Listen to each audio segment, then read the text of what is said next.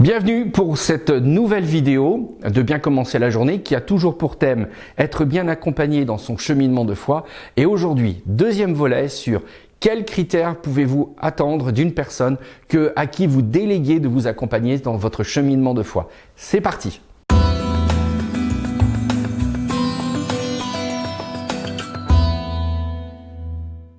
Eh bien voilà, en deuxième critère que j'aimerais mettre en avant, c'est que si vous voulez avoir une personne qui vous accompagne dans votre cheminement de foi, veillez à ce que cette personne soit toujours pour elle-même, pour les autres et donc pour vous-même, un artisan de paix.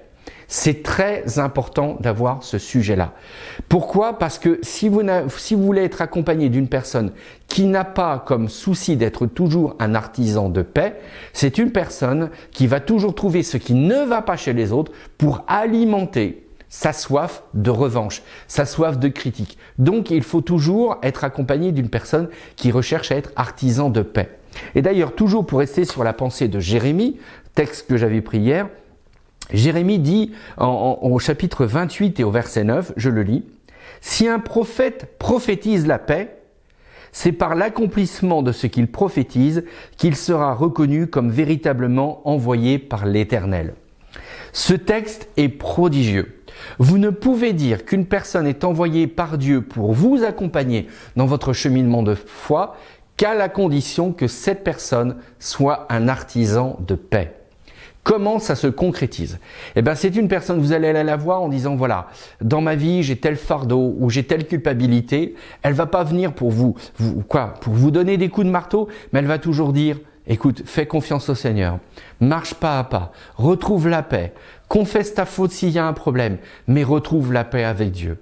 Quand vous allez aller la voir en disant, telle personne m'a fait du mal, eh bien, elle va pas vous dire, sois revancharde, elle va vous dire, qu'est-ce que tu apprends à travers cette histoire? Qu'est-ce que le Seigneur a envie de t'enseigner d'après toi? Comment moi je peux t'aider? Et puis cette personne-là à nouveau elle dira, eh ben laisse passer du temps. Et puis au fur et à mesure, retrouve la paix pour pouvoir renouer le dialogue si c'est possible. Et si ce n'est pas possible, alors ne rentre pas dans la vengeance, ne rentre pas dans des choses comme ça. Ça, ces personnes-là, elles valent de l'or.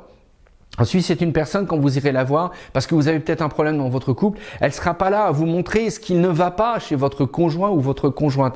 Elle mettra en avant vraiment les choses sur lesquelles vous avez bâti jusqu'à maintenant, les points positifs sur lesquels vous pouvez continuer de travailler, parce que c'est important et c'est dans la durée qu'un couple se fortifie. Quand vous irez à la voir parce que vous avez des problèmes avec vos enfants, et je sais de quoi je parle, je suis père de famille moi-même, c'est pas une personne qui va sans arrêt vous taper dessus en disant « Oui, mais tu as vu comment il ou elle te parle. » Non, non, c'est cette personne qui va toujours dire « Bah oui, mais c'est comme ça, mais il faut être artisan de paix. Regarde le bon côté des choses, essaie de voir. » Ces artisans de paix, ils agissent comme Dieu agit envers nous.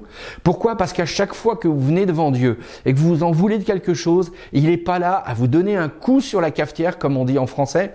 Désolé pour l'expression, mais il n'est pas là à vous marteler la tête. Il est toujours là à essayer de vous dire « Et après ?» Relève-toi. Après, qu'est-ce que tu as appris? Et après, est-ce que tu veux retrouver la paix? Donc pour moi, si vous voulez trouver des personnes qui vous accompagnent dans votre cheminement de foi, trouvez des gens qui sont animés et qui veulent vraiment être des artisans de paix et faire triompher la paix. Ce ne sont pas des gens qui sont dans le déni, je précise. Parce que bien des fois, il y a des conflits, malheureusement vous n'y êtes pour rien, mais c'est des gens qui vous diront simplement, éloigne-toi et puis donne l'opportunité à l'autre de faire les choses. Ce sont des gens qui l'ont vécu pour eux-mêmes. Ce ne sont pas des gens qui sont des donneurs de leçons. Ce sont des gens qui ont compris que la chose la plus importante au monde, écoutez bien ce que je dis pour ce matin, la chose la plus importante au monde, ce n'est pas que vous ayez raison. Ça, on veut tous avoir raison. La chose la plus importante au monde, c'est que vous n'allez jamais vivre tout seul et que la relation que vous allez avoir avec les gens est la plus importante et la relation que vous allez avoir avec Dieu est la plus importante et la relation que vous allez avoir avec vous-même est la plus importante. Et ces gens-là, ils l'ont compris. Peut-être pas qu'ils l'expliquent, peut-être pas comme je fais ce matin, mais ils savent qu'on doit être des artisans de paix dans notre relation avec Dieu, dans notre relation à l'autre et dans notre relation à nous-mêmes.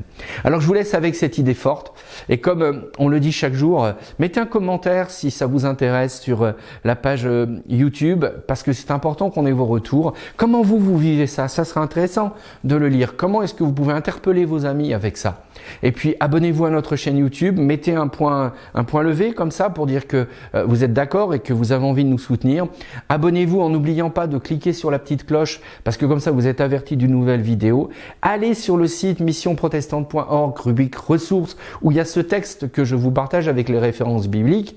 Et puis, soutenez-nous aussi financièrement à travers de dons, parce que nous voulons rendre pérenne ce beau projet. Merci de nous avoir suivis. Bonne journée et à demain.